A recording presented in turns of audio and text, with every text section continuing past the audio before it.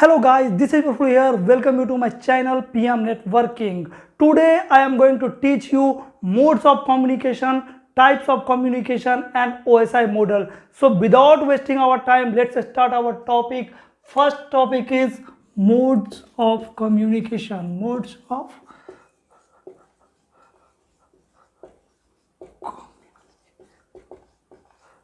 communication, right? Guys, तो communication के तीन मोड होते हैं। पहला होता है simplex, second one is half duplex,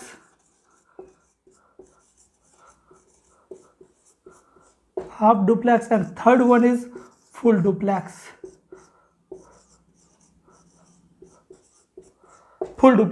okay guys, ये तीन मोड है कम्युनिकेशन के। कम्युनिकेशन कैसे होता है, कितने उसके मेथड है कम्युनिकेशन के, तो वो तीन है गाइस। आप देखोगे अभी एक एक करके कैसे, बट उससे पहले मैं आपको थोड़ा सा एक छोटा सा एग्जांपल देता हूं, उसको समझो कि एक न्यू बॉर्न बेबी है, राइट।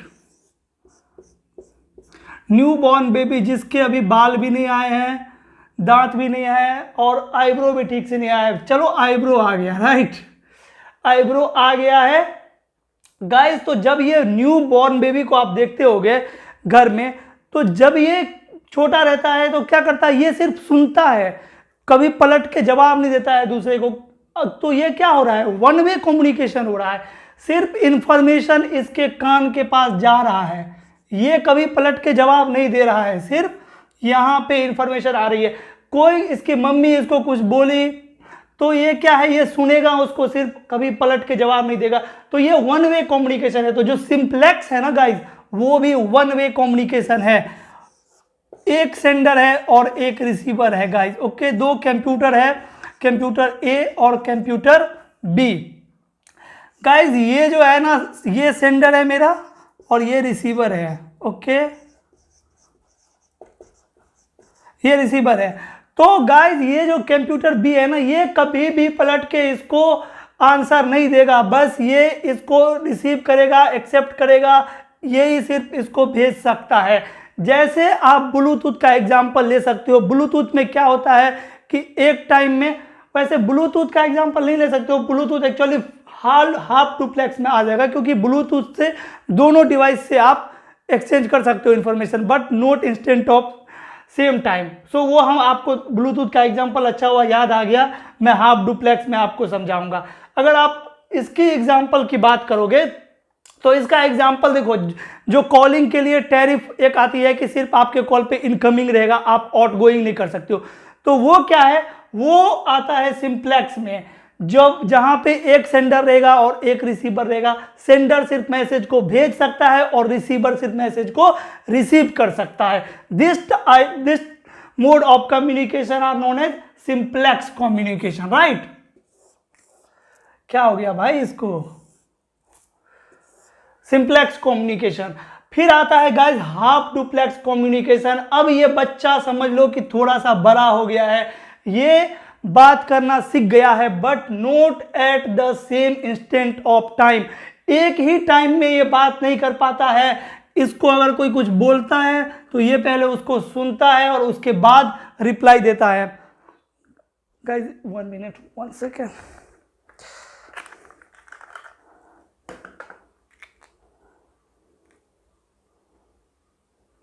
यार ये भी तो काम नहीं कर रहा है।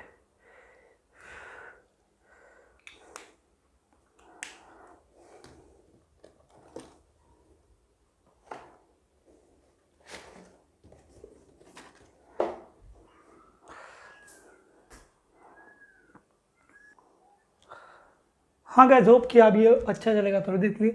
तो देखो ये जो सिंप्लेक्स आएगा उस टाइप के कम्युनिकेशन में जो वन वे कम्युनिकेशन है, जैसे कि मैंने आपको कॉल वाला एग्जांपल बताया, तो एक सेंडर रहेगा और एक रिसीवर रहेगा, तो सिर्फ सेंडर ही भेज सकता है, रिसीवर कभी भेज नहीं सकता। आप कीबोर्ड का एग्जांपल ले सकते हो। कीबोर्ड में आप टाइप करते हो, कभी ऐसा होता है कि आप ए दबाए, कीबोर्ड में ऑटोमेटिक बी दब गया। रिप्लाई में आपको कभी भी नहीं आएगा, जो सेंडर होगा वही सिर्फ भेजेगा, रिसीवर हमेशा रिसीव करेगा। उसके बाद आता है गाइस हाफ डुप्लेक्स। तो देखो उसको समझने के लिए ये समझो कि ये बच्चा थोड़ा सा बड़ा हो गया, अब ये बात करना सीख लिया है, but not at the same instant of time, एक ही साथ ये बात अभी नहीं कर पाता है, अभी बच्चा उतना बड़ा नहीं हुआ है, राइट। तो ये क्या करता है, पहले अगर कोई इसको कुछ बोला तो उसको सुना, उसके बाद इसको ये रिप्लाई करेगा, ठीक। तो इस टाइप के कम्युनिकेशन आते हैं हाफ डुप्लेक्स में गाइस। एक सेंडर रिसीव, जैसे मैंने अभी आपको बताया था क्या ब्लूटूथ का एग्जांपल, ब्लूटूथ में क्या करते हो आप, दो डिवाइस को कनेक्ट करते हो, एक डिवाइस से, पहला डिवाइस से आप पहले कुछ भी भेजते हो फाइल को, और जब वो सक्सेसफुल हो जाता है तो आप सेकेंड डिवाइस से दूसरे को भेजते हो। तो एक ही टाइम पे आप दोनों काम नहीं कर रहे हो, यहाँ पे नहीं कर पा रहे हो, सेंडिंग भी और रिसीविंग भी, लेकिन दोनों काम तो कर रहे हो, सेंड भी कर पा रहे हो और रिसीव भी कर पा रहे हो एक डिवाइस। तो इस टाइप के कम्युनिकेशन आता है गाइस हाफ डुप्लेक्स में।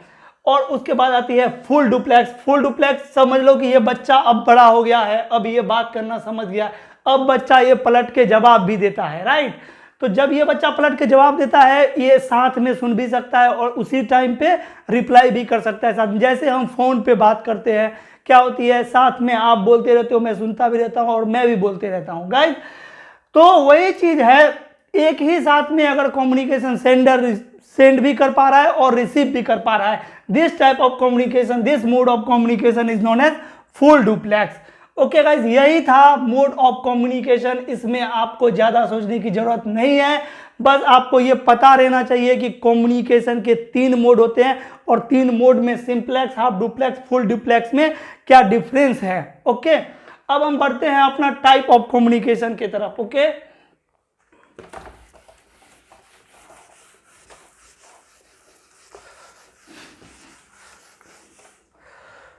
so guys, types of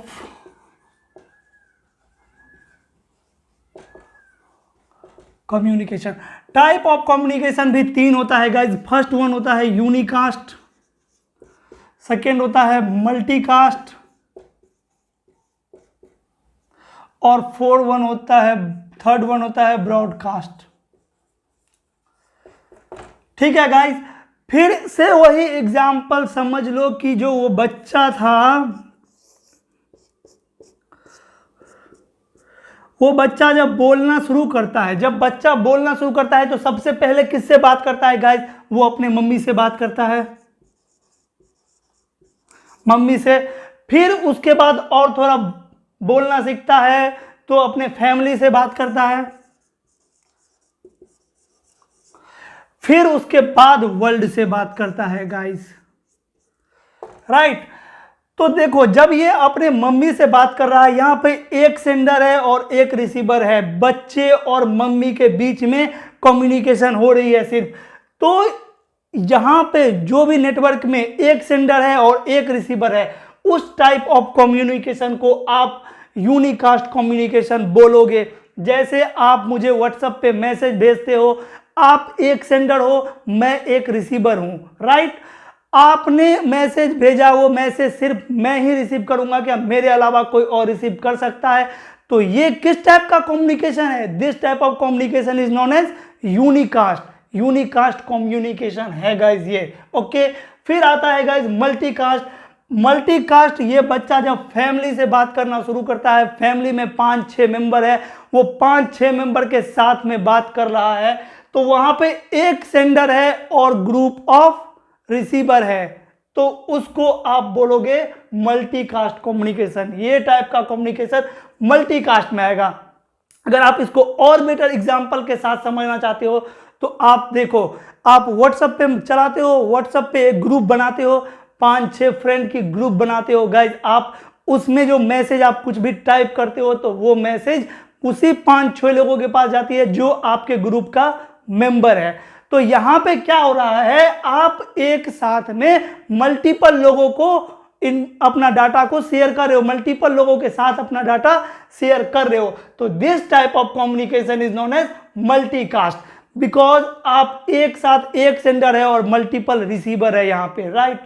उसके बाद आती है गाइस ब्रॉडकास्ट। जब बच्चा बड़ा हो गया, अब पूरे दुनिया से बात कर रहा है, तो 1 to all in a network, the communication from one sender to all receiver in a network, एक नेटवर्क में जितने भी बंदे कनेक्ट है उस सब के साथ जाएगा। जैसे मैंने आपको जब पढ़ा रहा था हब, तो मैंने आपको एक एग्जांपल दिया था हब का। मैंने बताया था कि ये आपका एक हब है, इसमें जितने भी कंप्यूटर कनेक्ट है, इसको सिर्फ भाई साहब को राम थे भाई, और ये भाई श्याम थे, राइट, और बीच में एक और भाई थे। तो इस राम को जब श्याम को भेजना था इंफॉर्मेशन, तो वो क्या कर रहा था, इसको भी भेज दे रहा था, राइट। तो यहाँ पे प्रॉब्लम इसलिए ये हो रही थी क्योंकि इसके सारे के सारे पोर्ट एक ही ब्रॉडकास्ट डोमेन में से बिलोंग करता है, इसीलिए जब भी ये पैकेट को रिसीव करता है हब, तो उसको ब्रॉडकास्ट कर देता है। ब्रॉडकास्ट मतलब वन टू ऑल। जैसे आप और एग्जांपल देखोगे गाइस, तो देखो, सोचो, अभी आप आज तक चैनल देख रहे हो, मैं भी आज तक चैनल देख रहा हूं, मेरा दोस्त भी आज तक चैनल देख रहा है, क्या सबको डिफरेंट डिफरेंट चीज दिखाई दे रही है वहां पे? क्या सबको सेम ही शो दिखाई दे रही है जो आज तक ने अभी ब्रॉडकास्ट किया है? तो आज तक ने क्या किया है, उसके नेटवर्क में जो जो बंदा है उस सबके साथ अपनी शो को ब्रॉडकास्ट किया है, तभी तो सबके पास पहुंच पा रही है।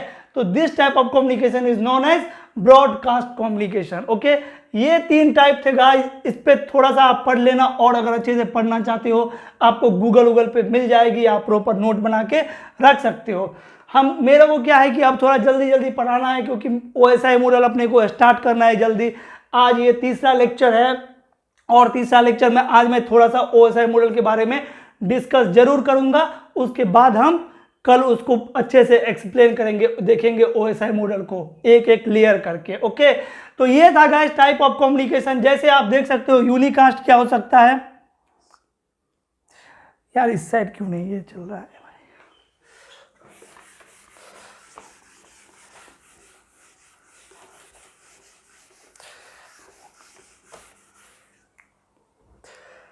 यूनिकास्ट क्या हो सकता है गाइस, वन सेंडर और one receiver. Okay, A B unicast. Multicast क्या हो सकता है, एक सेंडर और मल्टीपल डिवाइस को कनेक्ट करने के लिए जो आप डिवाइस का यूज करोगे वो स्विच।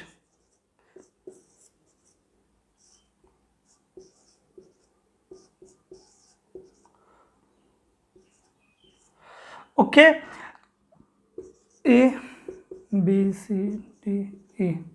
आप देखो, अगर ये बंदा ने मैसेज भेजेगा तो ब्रॉडकास्ट मैसेज अगर रहेगा तो ये स्विच सबको फॉरवर्ड करेगा एक एक, राइट।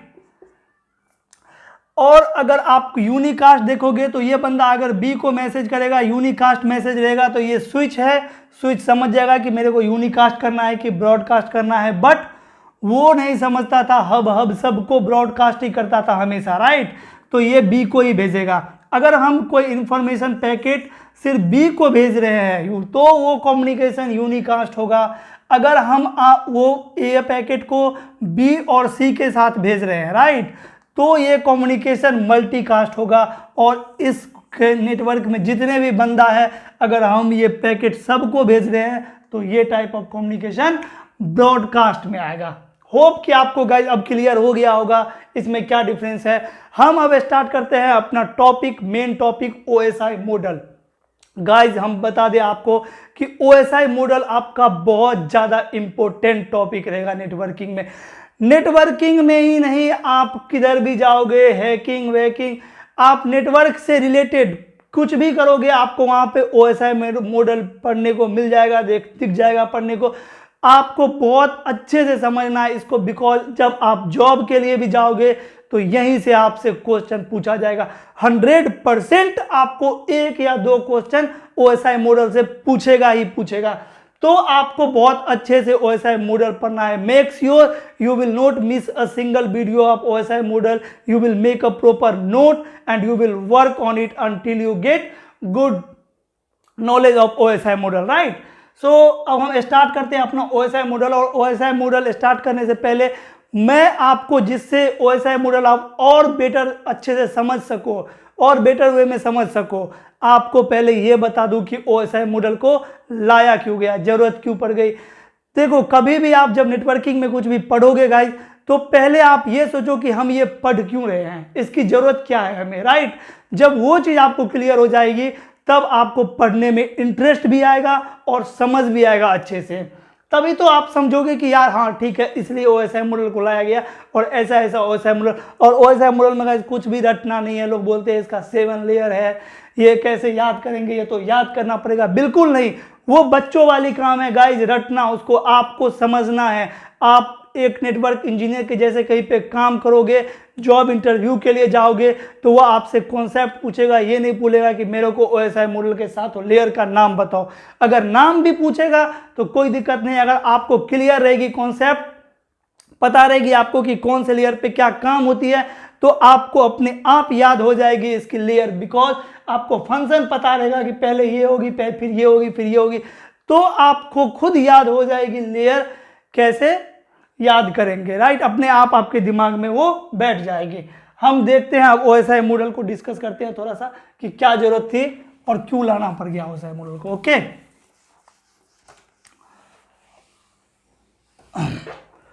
तो गाइज OSI मॉडल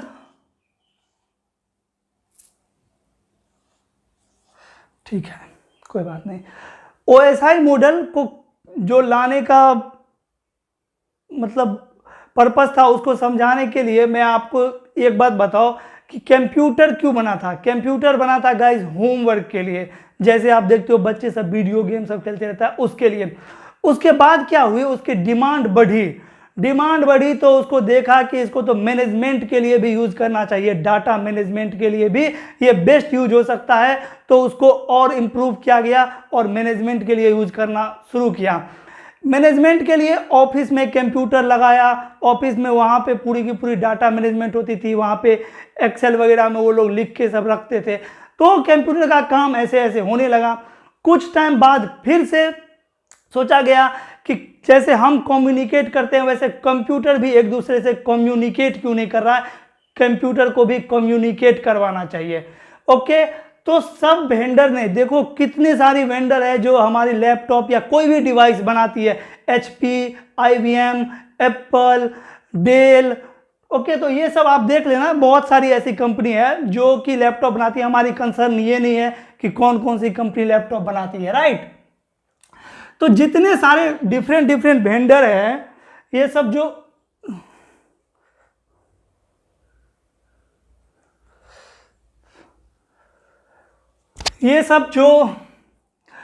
लैपटॉप बनाती है वो सब अपना अपना काम करना शुरू किया इस पे कि अपने डिवाइस को कम्युनिकेट भी कैसे करवाया जाए। तो जैसे सपोज लोग कर लो कि एक है IBM और एप्पल। ओके, दोनों का गाइज अपना अपना डिवाइस था, अपना अपना हार्डवेयर था, अपना अपना सॉफ्टवेयर था, दोनों अपना अलग अलग प्रोसेसिंग यूज करके अपना डिवाइस को यूज करवाता था और सेल करता था और मार्केट में लोग इसको यूज कर रहे थे। फाइन, उसके बाद जब कम्युनिकेशन की बात आई कि यार एक बंदा है जो 2nd फ्लोर पे काम कर रहा है, एक बंदा है 3rd फ्लोर पे काम कर रहा है, इसको कुछ जाके इसको बोलना था, तो क्या होता था कि यहाँ से उतरता था और इसके पास जाके बोलता था। अगर इसने ये सोचा कि भाई ये हम लोग नेटवर्क में हो जाए और कंप्यूटर भी हमारे कम्युनिकेट करने लगे, तो यहीं से हम इसको लिख के इंफॉर्मेशन भेज सकते हैं। तो एप्पल वाला भी, IBM भी, HP भी, डेल भी, सारे वेंडर इस पे अपना काम करना शुरू कर दिया। क्या कि कैसे कम्युनिकेट करवाया जाए डिवाइस टू डिवाइस को। ओके, 5-6 डिवाइस, 10 डिवाइस, जितने भी डिवाइस है सबको आपस में कैसे कम्युनिकेट करवाया जाए, उसके लिए ये लोगों ने अपना अपना प्रोसेस भी बनाया। सबने अपना ये प्रोसेस बनाया गाइज, और इसका कम्युनिकेशन सक्सेसफुल हो गया 2 डिवाइस के बीच में। अब IBM और एप्पल में कंपटीशन चलते रहता था गाइज कि ये कभी अपना आउटर लुक बेटर करता, ये कभी अपना ग्राफिक तो बेटर करता, तो ऐसे ऐसे कंपटीशन चलता रहता था। तो IBM भी अपना 2 डिवाइस के बीच में कम्युनिकेट करवाना शुरू किया, अपना प्रोसेस यूज करके, अपना एक मेथड यूज किया, ये भी अपना एक अलग मेथड यूज किया। उस मेथड के बेसिस पे दोनों डिवाइस में एप्पल से कम्युनिकेट कर पा रहा था और IBM से कम्युनिकेट कर पा रहा था। कोई प्रॉब्लम नहीं थी, कम्युनिकेशन होना शुरू हो गई गाइस। ओके, लोग कंपनी में डिवाइस इंप्लीमेंट करना शुरू कर दिए, नेटवर्क बना के काम करना शुरू कर दिए। ओके, प्रॉब्लम तब आई गाइस जब एक कंपनी है, सपोज करो, ओके, उसमें मेरे को 50 लैपटॉप की जरूरत है। ओके, 50 लैपटॉप, तो मेरे को 50 लैपटॉप की अगर एक नेटवर्क बनानी है तो मुझे को सारी की सारी डिवाइस 50 डिवाइस जो है वो एप्पल का ही लगाना पड़ेगा, तभी तो कम्युनिकेट हो पाएगी। बिकॉज जो इसका प्रोसेस है, मेथड है कम्युनिकेशन का, वो अलग ये बनाया है एप्पल ने, और ये IBM वालों ने अलग बनाया है, HP वालों ने अलग बनाया है। अगर दो अलग अलग वेंडर का डिवाइस है वो कम्युनिकेट नहीं कर पा रहा था साथ में। क्यों नहीं कर पा रहा था? क्योंकि ये जो अपना मेथड बनाया कम्युनिकेशन का, जब देखा है कम्युनिकेशन की जरूरत है, अपना काम करना शुरू किया, अपना इंजीनियर को बोला कि डिवाइस को कम्युनिकेट करवाना है, वो लोगों ने अपना एक मेथड बनाया, उसको इम्प्लीमेंट किया और काम करना शुरू कर दिया। ऐसे ही IBM वाला भी किया। तो गाइज इसका मेथड ऑफ कम्युनिकेशन अलग था, इसका मेथड ऑफ कम्युनिकेशन अलग था, डेल का अलग था, HP का अलग था, सारे वेंडर का डिफरेंट था। तो क्या हो रही थी, आप जो एक कंपनी खोले हो, उस कंपनी में सपोज आप 50 लोगों को काम करवा रहे हो, तो उस 50 लोगों को आपको एक ही वेंडर का डिवाइस लगाना पड़ेगा, या तो आप एप्पल का लगाओ या फिर IBM का लगाओ, तो कोई प्रॉब्लम नहीं है, काम बराबर चल रही थी। बट गाइस अभी आप देख रहे हो कि पूरा दुनिया एक दूसरे से कनेक्ट हुआ है। क्या ये पॉसिबल है कि पूरी दुनिया एक ही वेंडर का डिवाइस परचेज करे और यूज करे? सब वेंडर अपने अपने बजट के अकॉर्डिंग डिवाइस बनाया है, आपकी जो बजट है उसके अकॉर्डिंग आप परचेज करते हो, राइट। लेकिन आप क्या चाहते हो कि मैं IBM वाला, मैं वाले HP यूज कर रहा हूं, लेकिन IBM वाले कंप्यूटर के साथ भी मेरा कंप्यूटर कम्युनिकेट करे, राइट। वैसे ही रिक्वायरमेंट तो उस टाइम में जो इंटरनेट आने, एक्चुअली इंटरनेट कब आई थी, आई थिंक 80s 90s के आसपास में इंटरनेट आई थी, और उससे पहले OSI मॉडल के बाद इंटरनेट आया था, राइट। तो क्या थी हमारी रिक्वायरमेंट कि अब डिफरेंट वेंडर से बात नहीं कर पा रही, तो या तो ये हो सकता था कि एप्पल का अपना एक अलग नेटवर्क रहेगा, IBM का एक अलग नेटवर्क रहेगा, या फिर ये हो सकता था कि पूरी वर्ल्ड को अगर साथ में कनेक्ट करना है तो पूरी वर्ल्ड एक ही वेंडर का डिवाइस यूज करे, वो भी पॉसिबल नहीं था गाइस। तो OSI मॉडल को डेवलप इसलिए किया गया कि डिफरेंट वेंडर के डिवाइस जो है जिसमें कम्युनिकेट नहीं हो पा रही है, उसको कम्युनिकेट करवाने के लिए उसने क्या किया, एक अपना कॉमन मेथड बनाया कि एक कंप्यूटर में डाटा इन कैसे होगी और एक कंप्यूटर से डाटा आउट कैसे होगी, राइट। इस कंप्यूटर से डाटा आउट कैसे होगी और इस कंप्यूटर में डाटा इन कैसे होगी, इसकी एक कॉमन मेथड बनाया और सबको दे दिया। जितने भी वेंडर है सबको बता दिया कि भाई तुम जो अपना सॉफ्टवेयर बनाओगे, जो हार्डवेयर बनाओगे, वो इसी OSI मॉडल के अकॉर्डिंग बनाना। अगर आपको इंटरनेट पे कम्युनिकेट करना है, तो इंटरनेट से कनेक्ट होना है, तो आपके कंप्यूटर में डाटा तभी इन होगी या आपके कंप्यूटर से डाटा तभी आउट होगी जब आपकी सॉफ्टवेयर और हार्डवेयर OSI मॉडल के अकॉर्डिंग बना रहेगा। ओके, तो OSI मॉडल को क्यों लाया गया? To make communication possible between different vendor के बीच में कम्युनिकेशन पॉसिबल करवाने के लिए ही तो OSI मॉडल को लाया गया, राइट। तो जब OSI मॉडल आ गया गाइस, तब एप्पल वालों ने अपना जब फिर से मेथड बनाया, वो किसके अकॉर्डिंग बनाया? OSI मॉडल के अकॉर्डिंग बनाया। जो IBM वाला ने अपना मेथड बनाया वो भी OSI मॉडल के अकॉर्डिंग बनाया, तो कॉमन हो गई। अब अगर कनेक्ट करोगे तो कम्युनिकेशन होने लगेगी डिवाइस में, कोई प्रॉब्लम नहीं है। तब भी तो आज देख जो रहे हो आप, पूरी दुनिया एक दूसरे से कनेक्टेड है। कैसे है? Due to OSI model. Reason OSI model ही तो है। OSI मॉडल ही तो हम सारे को, पूरे दुनिया को वर्ल्ड में कनेक्ट करवा दिया है, क्योंकि वही एक कॉमन मेथड निकाला कम्युनिकेशन का, और वो सबको डिस्ट्रीब्यूट किया, सारे वेंडर को दिया, बोला उसको कि तुम अपना जो डिवाइस बनाओगे, सॉफ्टवेयर बनाओगे, हार्डवेयर बनाओगे, ये इसके अकॉर्डिंग बनाओगे और तभी आप इंटरनेट पे कम्युनिकेट कर पाओगे, राइट गाइज। तो ये था कि OSI मॉडल को क्यों लाया गया। होप कि आपको क्लियर हो गया होगा। अब हम दिखाते हैं आपको कि OSI मॉडल क्या होता है। एक सेकंड में थोड़ा इसको पेन बराबर चल नहीं रहा है, चेंज कर लूँ।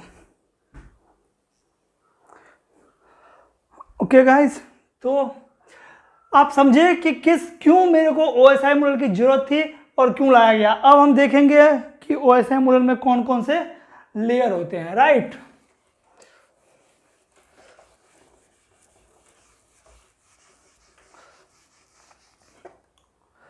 तो देखो गाइस,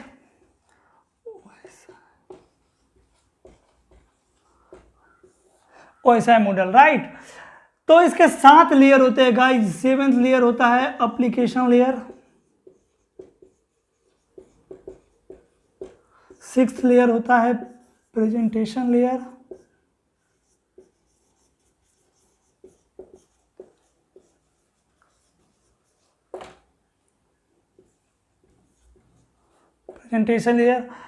5th होता है आपको सेशन लेयर,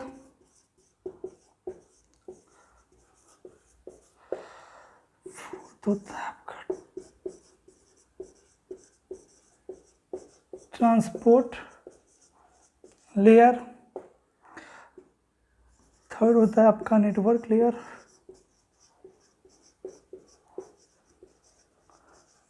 लेयर, सेकेंड होता है आपका डाटा लिंक लेयर,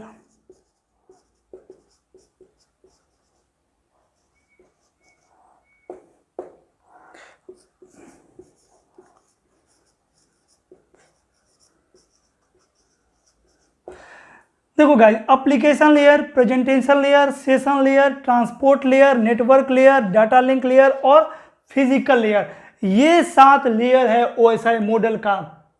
अब बोलोगे कि सर इसको तो रटना पड़ेगा। तो गाइस, इसको रटना नहीं है, आपको हर लेयर को अच्छे से समझना है कि ये काम कैसे करती है। आपको खुद ब खुद याद हो जाएगी। ये रटने वाली काम, हम बच्चे हैं क्या कि रटेंगे अब इसको बैठ के। मेरे को तो समझना है टेक्नोलॉजी है क्या, टेक्नोलॉजी काम कैसे करती है। ओके, तो आपको रटना नहीं है इसको। अभी आप देखो एप्लीकेशन लेयर, ये जो लेयर है ये क्या है कि एक कंप्यूटर है। ओके गाइस, इस कंप्यूटर से डाटा आउट कैसे होगी, तो जब भी डाटा कंप्यूटर से आउट होगी वो एप्लीकेशन लेयर से फिजिकल लेयर तक टास्क परफॉर्म करेगा। पहले एप्लीकेशन लेयर पे कुछ टास्क होगी, स्पेसिफिक टास्क परफॉर्म होगी, फिर प्रेजेंटेशन लेयर पे आएगा डाटा, फिर यहाँ भी कुछ स्पेसिफिक टास्क परफॉर्म होगी, फिर सेशन लेयर पे आएगा, यहाँ भी कुछ स्पेसिफिक टास्क परफॉर्म होगी। एवरी लेयर पे एक स्पेसिफिक टास्क परफॉर्म होगी और उसके बाद फिजिकल लेयर, मतलब जो आपका केबल है ना, उस पे कंप्यूटर से आउट होगी डाटा और उसके बाद आपके नेटवर्क में डाटा फ्लो होगी। तो ऐसे ही जब कंप्यूटर में डाटा इन होगा गाइज, वही डाटा जब जाएगा फ्लो के नेटवर्क में और उसके बाद घूम फिर के जब इन होगी ना कंप्यूटर में, तो आपको फिजिकल लेयर से लेके एप्लीकेशन लेयर तक, पहले फिजिकल लेयर पे डाटा रिसीव होगी। बिकॉज जो जो काम सेंडिंग के टाइम में हुआ था, यहाँ पे मान लो कि कोई टास्क परफॉर्म हुआ था गाइज, प्रेजेंटेशन लेयर पे कुछ हुआ था, सेशन लेयर पे, एक्चुअली मैंने इंक्रिप्शन डिक्रिप्शन पढ़ाया था, बताया था ना इंक्रिप्शन क्या होती है। तो प्रेजेंटेशन लेयर पे ही डाटा को इनक्रिप्ट किया जाता है। तो सपोज करो जब रिसीव होगा फिर से डाटा वहाँ पे, तो वो इस प्रोसेस से काम करेगी सेशन लेयर से, फिर से जब प्रेजेंटेशन लेयर पे आएगा तभी तो वहाँ पे फिर डिक्रिप्ट होगा डाटा, तभी तो अब आपको दिखेगा ओरिजिनल फॉर्मेट क्या है डाटा की, राइट। तो जब एक डाटा सेंड होगी कंप्यूटर से तो एप्लीकेशन लेयर से लेके फिजिकल लेयर तक आएगी, फ्लो ऐसे होगी 7 to 1, और जब एक डाटा रिसीव होगी तब 1 to 7, ऐसे ये फ्लो होगा। और अगर आप ये सोच रहोगे कि OSI मॉडल एक सॉफ्टवेयर है और हार्डवेयर है, तो गाइज ऐसा कुछ नहीं है, ये एक मेथड है, कम्युनिकेशन का मेथड है। क्या क्या है, इस मेथड को कॉमन बनाया है और सारे वेंडर को दे दिया है कि भाई तुम अपना सॉफ्टवेयर और हार्डवेयर इसके अकॉर्डिंग ही बनाना। सपोज करो इसको आप ब्लूप्रिंट के तरह भी एक ट्रीट कर सकते हो, बोल सकते हो। क्या है कि एक मेथड बनाया, ओके, उस मेथड में मैंने टास्क परफॉर्म किया, पहले एप्लीकेशन लेयर पे कुछ परफॉर्म किया, प्रेजेंटेशन लेयर पे किया, सेशन लेयर पे किया, ट्रांसपोर्ट लेयर पे, नेटवर्क लेयर पे, डेटा लिंक लेयर पे और फिजिकल लेयर पे, मैंने इस पे सारा काम ऐसे किया, ओके। और मैं अपने कंप्यूटर में कम्युनिकेशन पॉसिबल करवा लिया इस मेथड को यूज करके। और यही ब्लूप्रिंट मैंने सारे वेंडर को दे दिया और मैंने उसको बोल दिया कि भाई जब भी तुम डिवाइस बनाओगे, अपना सॉफ्टवेयर बनाओगे, हार्डवेयर बनाओगे, तो इसी के अकॉर्डिंग बनाना। तो ये कॉमन हो गई है और इसी की वजह से सारे डिफरेंट वेंडर से एक कम्युनिकेट हो पा रही है, कम्युनिकेशन पॉसिबल हो पा रही है। रीजन सिर्फ OSI मॉडल ही है उसका। कल हम इसको अच्छे से खोल के देखेंगे कि सब लेयर पे काम क्या होता है। और वैसे अगर गाइज आपको मैं बताऊं तो ये जो ऊपर का 3 लेयर आप देख रहे हो, right, application layer, presentation layer और सेशन लेयर, ये जो 3 लेयर है ना गाइज, ये प्रेजेंटेशन लेयर और सेशन लेयर और एप्लीकेशन लेयर, एक सॉफ्टवेयर इंजीनियर का काम होता है। आप देखते होंगे जो सॉफ्टवेयर डेवलपर होता है वो लोग इस पे काम करता है, एप्लीकेशन, प्रेजेंटेशन और सेशन पे। हमारा जो नेटवर्किंग का काम होता है वो स्टार्ट होता है ट्रांसपोर्ट लेयर से गाइज। ये जो नीचे का लेयर देख रहे हो ना, ये हम डिटेल्स में पढ़ेंगे और इसके बारे में भी हम डिस्कस करेंगे, कर दूंगा मैं डिस्कस, बता दूंगा आपको क्या होती है। लेकिन आपको इस 3 लेयर पे ज़्यादा फोकस नहीं करना है, आपको फोकस करना है ट्रांसपोर्ट लेयर से। इसके बाद जब ये ट्रांसपोर्ट लेयर पे आप आओगे, देखोगे आपकी एक कंप्यूटर में डाटा इन कैसे होती है और वहाँ से डाटा आउट कैसे होती है। बहुत इंपॉर्टेंट चीज़ है गाइज ये, आपको ये बहुत अच्छे से पढ़ना पड़ेगा, अच्छे से समझना पड़ेगा। आप अगर पढ़ रहे हो अच्छे से, एक बार और आप खोल के देख लेना OSI मॉडल क्या होती है अगर आपके पास कहीं पे गूगल में। उसके बाद नेक्स्ट वीडियो जब देखोगे तो आपको और अच्छे से समझ में आएगी गाइज, जिससे मेरे को पढ़ाने में प्रॉब्लम ना हो ज़्यादा गाइज। लेकिन मैं कोशिश करूंगा कि आपको बहुत अच्छे से, बहुत बेसिक से एकदम एडवांस लेवल तक मैं OSI मॉडल आपको पढ़ा दूं, आपको कोई भी डाउट नहीं रह जाएगी, बिल्कुल उसकी फिक्र मत करो।